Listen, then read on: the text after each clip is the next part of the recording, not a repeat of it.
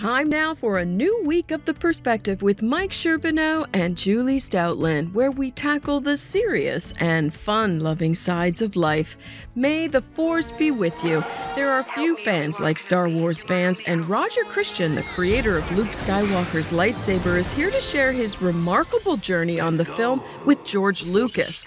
And get ready for some sound financial, faith, and life advice from financial whiz Eric Weir, whose latest book, Who's Eating Your Pie, will astonish you with what you thought you knew about money. Plus, have you been betrayed by someone you love? It's one of the hardest knocks in life we can take. But Trish Purdy's here to tell us how she emerged from self-loathing, her dad's incarceration, her husband's porn and rage addiction, back to the one who never forsake her, Jesus. And more on the insidiousness of betrayal with author Kathy Isaac, whose latest book, Don't Tell, is an intricate journey through familial betrayal. Hey, welcome to The Perspective today. Mike Sherbino and Mitch Hunter. Glad you're with us again today. Mike, I appreciate it. Thanks for having me. There's no comparison between you and Julie Stautland, but you do stand alone, and I'm just glad you're with us. Well, Mike, I'm just happy to be here, and you know what? I've only known you for 3 years or so, but already you've got me from wearing rock t-shirts, you got me wearing a dress shirt today, and I'm awake before lunchtime, so it's good to know you.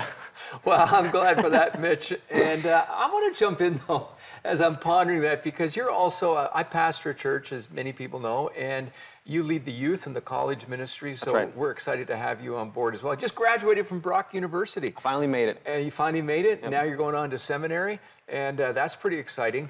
But in the midst of the journey, it's really easy to get hit with stuff, isn't it? Like just absolutely. Stuff that throws you off track. Yeah. What do you think is some of the biggest things that college students are dealing with today as they try to find their direction? Sure. Yeah, I think college students in particular, they have a hard time. They're looking at the housing market and they're saying, okay, houses are expensive. Expensive, what do I do? Am I ever going to be able to afford a house? Or they're looking at jobs and they're saying the requirements for jobs keep going up. So certainly, folks my age bracket, they're saying, what do we do? There's so many things out of our control.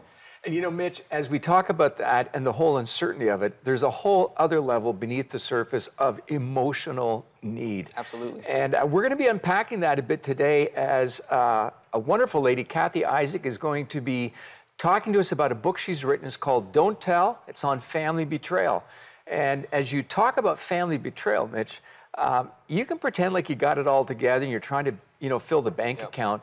But if you're hurting inside because of abuse and pain, I mean, you're just a wreck. And Absolutely. We want to talk about how to come back from that. I want you to stay with us. Mitch and I are going to be talking in a moment to Kathy Isaac. You want to hear her story and the story that she's telling about a very special lady named Joni.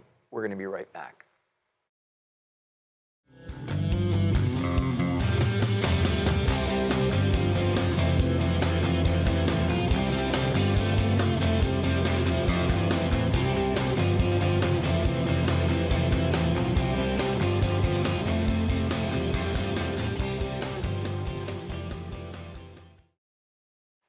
Well, I'm excited today to have Kathy Isaac with us.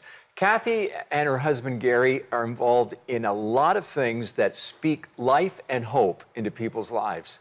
They've worked in refugee camps in places like Greece. Here in St. Catharines, where they live, they're involved in leading a life-changing food bank that is impacting so many people, hundreds and hundreds of people.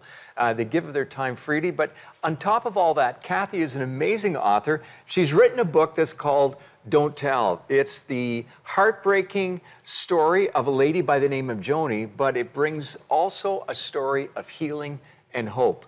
And it talks about the issues that many people are dealing with that, Mitch, you and I referenced right at the beginning, because we can look like we got it all together, but underneath, it can be very, very painful. Absolutely. Yeah. Kathy, I'm delighted that you're with us today. Welcome to the program. So glad you're here. Thanks for having me. I'm happy to be here. Yeah, Kathy, I wanted you to jump in right away and talk to us about this book, Don't Tell. Briefly describe what it's all about. It's about a friend of mine who I met when I was with a church to Chicago on a missions meeting with the youth. And Joni was the leader of the summer camp that was going on in Chicago, and our youth group came and joined them. And Joni's just an infectiously happy person. As soon as you meet Joni, you are uplifted.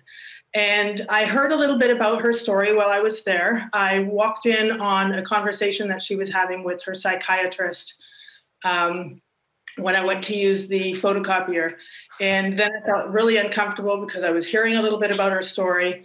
And after her conversation, she came and told me a little bit more about her story. And it was such an unusual, amazing, heartbreaking, heart-wrenching story. And it was almost unbelievable, all the things that had happened to her in her life.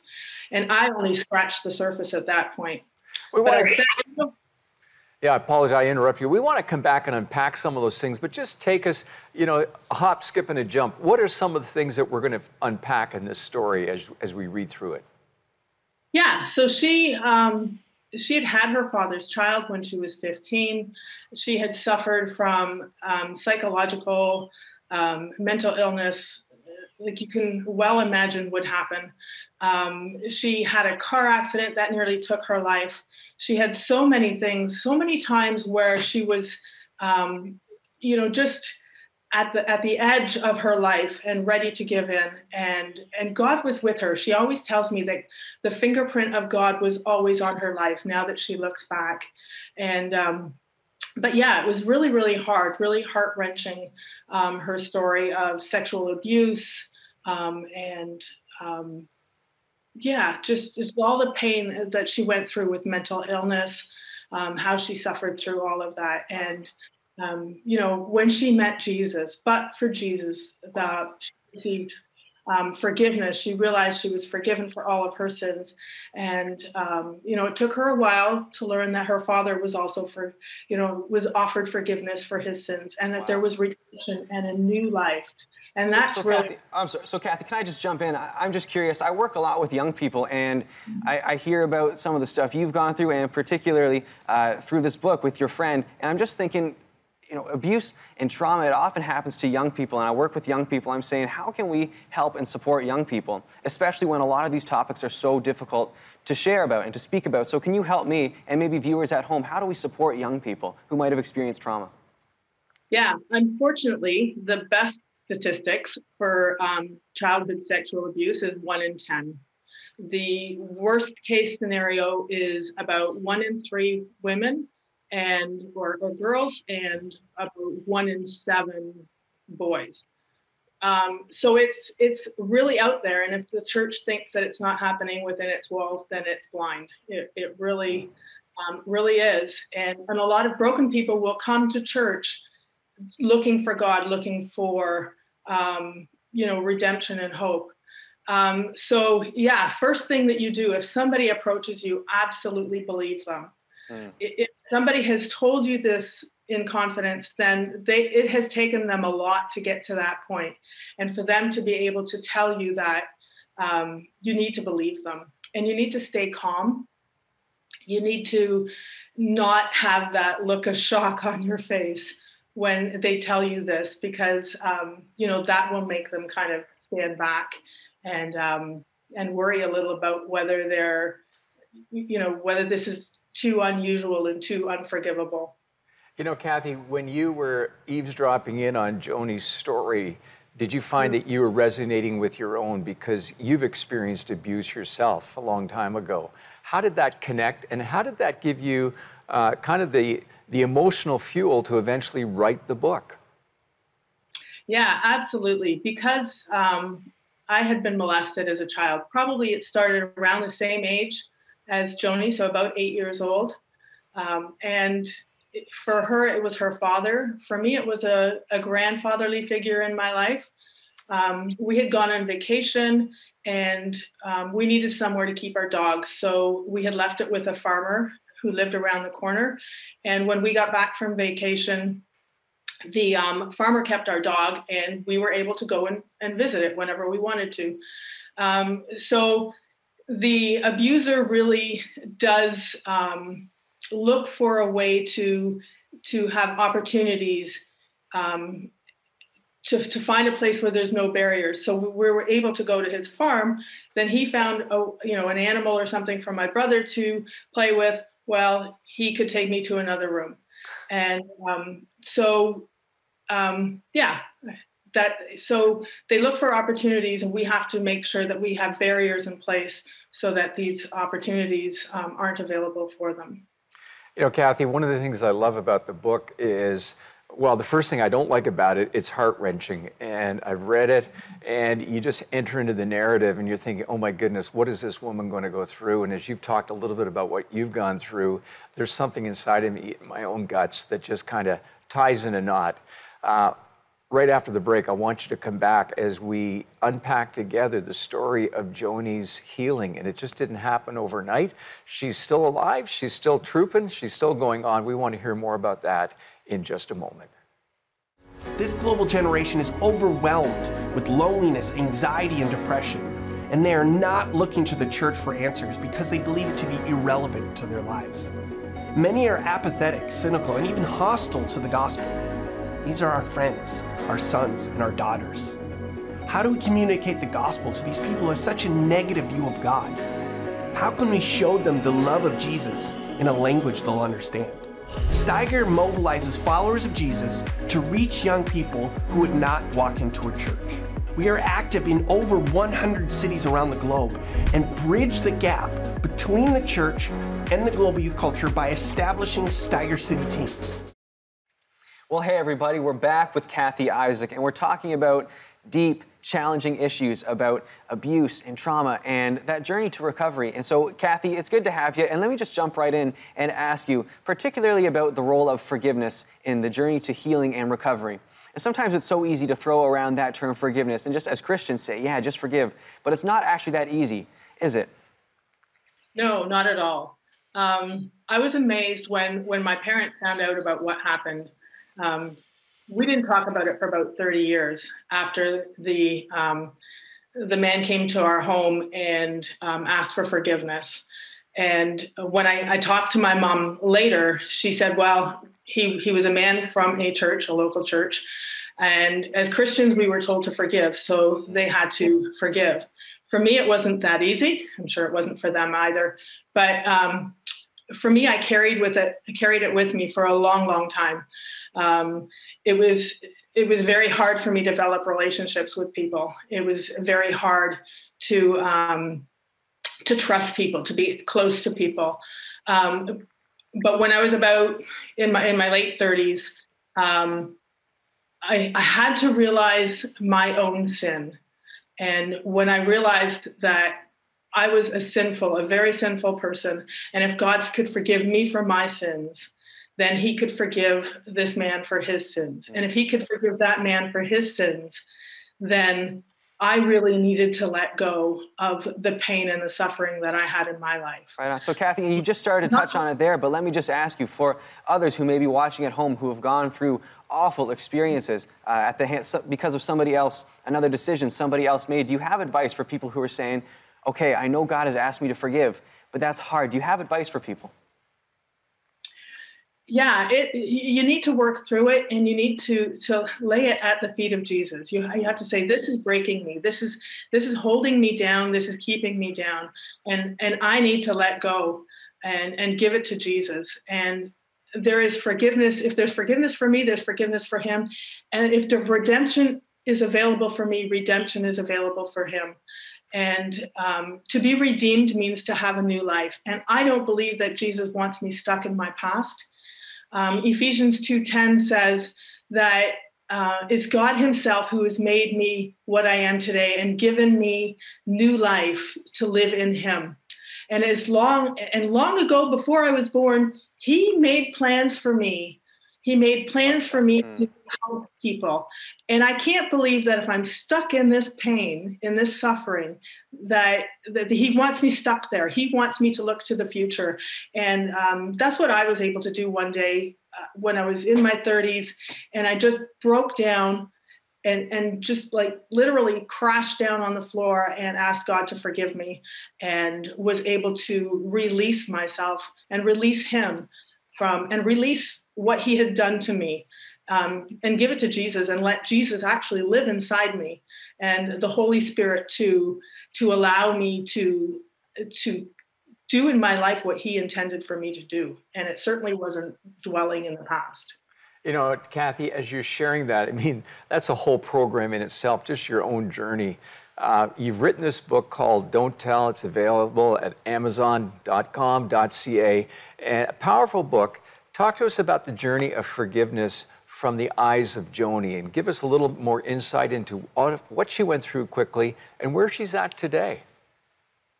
Yeah, Joni really is a story that will give hope to all of us, anybody who's in a bad situation, to accomplish really good things in the world. So Joni was about 40 when she realized what had happened in her life. She had a lot of mental illness and there was a lot going on there. But it took her a lot longer to forgive her father. But yeah, she was able to let that go enough to start a brand new life. She became a missionary to Africa. Wow. She was able to reach so many people there with her own story. There were people who had children, of course, there, because it's a worldwide problem, who had also suffered from being raped by their fathers, and she was able to speak into their lives. She's gone on to become summa cum laude of her class as a teacher in university. She just has done so much in her life. And, no, I apologize, Josh. Just before you came on the program, I was looking at the book again, and I was riveted by something in the beginning, how when she's at such a low point, and perhaps there are people watching today that are at a similar low point, she actually printed off 15 copies of her suicide note to give to people. And if somebody is at that point today, what would you say to them, Kathy? Because you understand that emotional pain. You've talked to Joni, and she just said there was no place to go. What would you say to people today? I would say, first of all, tell. If you have so much pain in your life, talk to somebody about it, because we are relational people, and God has put people, and God will put people in your life to help you. So the first and foremost thing is to tell people, to be honest and talk about it. And just to seek help. Joni, one of the things that she used to, because she was a cutter and a burner. She did self-harm. She smoked, and she had done other things in her life. She was addicted to drugs. And she would memorize Bible verses in order to, if she felt like cutting, she would memorize a Bible verse. And so some of the Bible verses are very long, and she said that it wasn't going to be worth cutting. She was going to get through that verse, and those verses came back to her later in life. So lean into the scripture, lean into what God has for you, and He really will show up. Well, Kathy, I want to thank you for taking the time to come on the program again. You are an inspiration to me and many others, just as we watch you and your husband Gary live out your life. And thank you for writing this book. It's called Don't Tell. I want to encourage you to get it. It's available at amazon.ca, amazon.com. You're not going to want to miss reading this book, because it touches the very fabric of the stuff that we all deal with. Kathy, thank you for being with us today. Thank you for having me. I enjoyed being here. Our 40-day prayer challenge was awesome. Praying with Chelsea just was the best time of your life. Was the best time of my life. Of course it was. Yeah. It was real hard, and I can't say we did it every single day. I think it was really cool just to see how quickly the Lord answered our prayers. The 6-month-old was crying and needed something. We decided to start praying for a car, and not even within a week, I had a new car. Seriously. I just grabbed her and helped. She's like, we don't have time right now. We don't have time. It's like, no, take 5.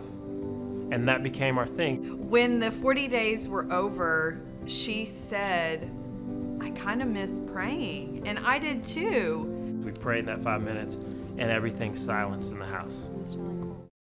Hey, if you knew the Sherbino family, you would know that we're gamers. We're pretty competitive too. and especially my wife. I mean, we like to play a particular game of cards if it's just the two of us, and she likes to meticulously keep score, and especially if she's winning.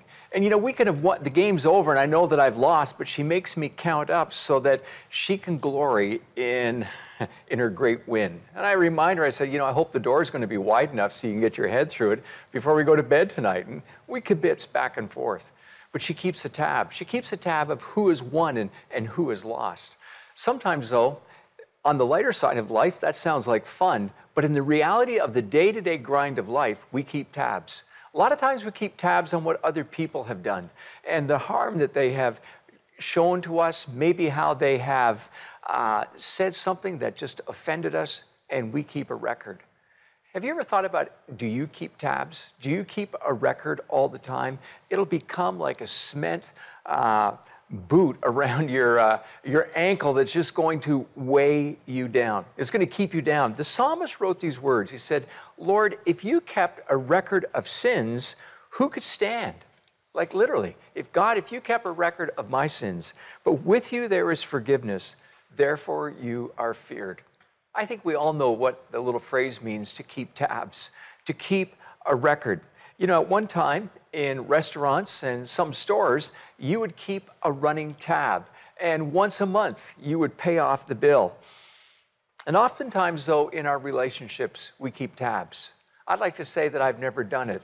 And there have been times I've even kind of said, Lord, I'm going to forgive them, but I kept rehearsing it and going over in my mind the pain that the people had caused me, what they had said to me. You know, as I share that story, I'm reminded of my dad, and he loved to tell a story of the husband and wife who were having a marital spat.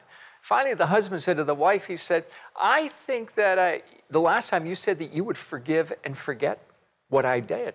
And she said, well, that's true, but I'm just reminding you what I forgave and what I've forgotten. And maybe that resonates with you. My dad would love to tell that story and chuckle because he had lived a lot longer than me. And then I realized that many times I'm the one that says, yes, I've forgiven, but let me remind you, let me take you back. And even if I don't say it to the person, I want to do that in my own life. Folks, that is so detrimental to relationships. It's detrimental to your health and moving forward. We're listening to Kathy as she's been sharing about her friend Joni, and we talk about the trauma and the pain of abuse. And I, for one, do not want to minimize it in the slightest. But there's a place where we need to say, God, I need your forgiveness to come into my life so that I can forgive the people that have perpetrated the crime against me. And when we understand the power of God's forgiveness, that he was the one hanging on the cross that could say, Father, forgive them, for they don't know what they're doing. Something happens when we release people. It doesn't mean that there's going to be restoration necessarily in the relationship, but something happens in my own life when I release people for the wrong that they have done to me. Why should we forgive? Why do we need to rip up the tab? Because every one of us needs forgiveness. And as I'm looking here in the scriptures, you know, the psalmist wrote and said, Lord, if you kept a record of sins, who would stand? In other words, who would have a chance? You see, walking in the forgiveness that Christ alone can give us is what lifts us above the despair and the pain of staying in the dark, dreary trenches of the experiences that we've gone through. God wants us to rise above those things. He wants us to discover the joy that can come from walking with him. Forgiveness isn't easy. It's a clear, logical choice that we have to make. It was a clear, logical choice that Jesus made when he was hanging on the cross. But the power of his forgiveness resonates throughout the centuries because it's what you and I desperately need. We need to be forgiven. It's like standing condemned before the judge and he says, you are forgiven. Your case has been cleared. I don't deserve forgiveness. None of us do. But God freely gives it to us. And in freely giving it to us, he invites you and I to give it to other people. And if we're having a problem to understand what that forgiveness looks like, could it be that we have not fully comprehended, we've not allowed it to soak into our lives not just the teaching, but what Jesus lived out when he extended forgiveness to the world. There are a lot of things happening in the world right now that are grievous. And social media brings it to light, whether it's the war and atrocities between Ukraine and Russia, whether it is Afghanistan or whatever, the list goes on and on. And I find that every day we need to understand that not only can we experience forgiveness, but we can extend it to others in the same way that Jesus has done for us. I want to encourage you to take that step and say, Lord, I'm going to release those people from the wrong that they have done to me. It hurt me, it was painful, but I'm going to believe that in stepping forward, I'm going to walk into the healing that you have for me today.